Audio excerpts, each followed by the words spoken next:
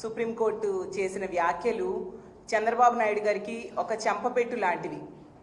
ఈ దేశంలో ఇంకా ప్రజాస్వామ్యం బ్రతికి ఉంది అనే విషయాన్ని గుర్తు చేస్తూ సుప్రీంకోర్టు వ్యాఖ్యలు చేయడం జరిగింది.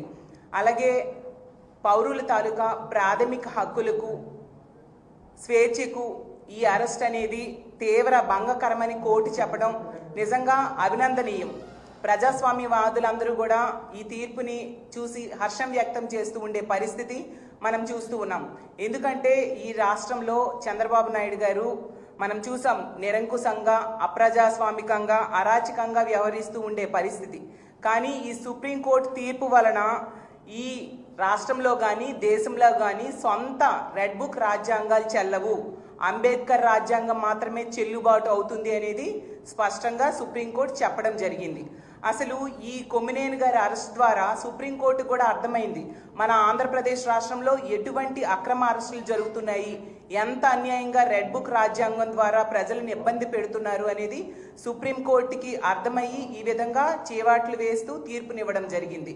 మనం తీసుకుంటే అసలు ఈ ఆంధ్రప్రదేశ్ రాష్ట్రంలో చంద్రబాబు నాయుడు గారు ఏడాది పాలన గడిచింది. పాలనలో పూర్తిగా వైఫల్యం చెందారు. అలాగే మహిళల రక్షణ, ప్రజల రక్షణలో కూడా పూర్తిగా రక్షణ కల్పించడంలో పూర్తిగా వైఫల్యం చెందడం జరిగింది.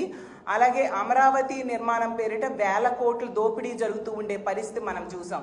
దీంతో ఈ వైఫల్యాల్ని కప్పిపుచ్చుకోవడానికి డైవర్షన్ పాలిటిక్స్లో భాగంగా ఒక కొత్త అంశాన్ని, లేని అంశాన్ని తీసుకొచ్చి వక్రీకరించి, జరిగిన విషయాన్ని వక్రీకరించి ఇంత దారుణంగా ఒక అక్రమ అరెస్టులు చేయడమే కాకుండా అక్రమ కేసులు పెట్టడానికి ప్రయత్నిస్తూ సంబంధం లేని సాక్షికి, అలాగే మా జగన్మోహన్ రెడ్డి గారికి, భారతమ్మకి కూడా టార్గెట్ చేస్తూ ఎల్లో మీడియా ద్వారా ఈ గత 3-4 రోజులుగా చంద్రబాబు నాయుడు గారు చేసిన అరాచకం ఈ రాష్ట్రంలో మనందరము చూసాం. ఎంత దారుణం అంటే ప్రజాస్వామ్య హక్కులకు భంగం కలిగిస్తూ సాక్షి ఆఫీసులు కూడా ధ్వంసం చేయడానికి పూనుకున్నారంటే ఎంతగా ఈ రాష్ట్రంలో రెడ్ బుక్ రాజ్యాంగం అమలవుతుందో అర్థమవుతుంది.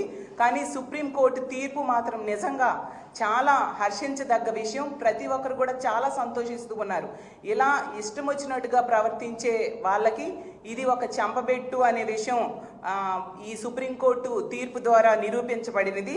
అలాగే తీసుకుంటే సుప్రీంకోర్టు తీర్పు ద్వారా అర్థమైంది మొన్న జరిగిన ఇష్యూలో సాక్షికి ఎటువంటి సంబంధం లేదు, అలాగే కొమ్మినేని గారికి కూడా ఎటువంటి సంబంధం లేదు, అతను దాన్ని సమర్థించలేదు అనే విషయం ఈ రాష్ట్ర ప్రజలందరికీ కూడా క్లియర్గా అర్థమైంది.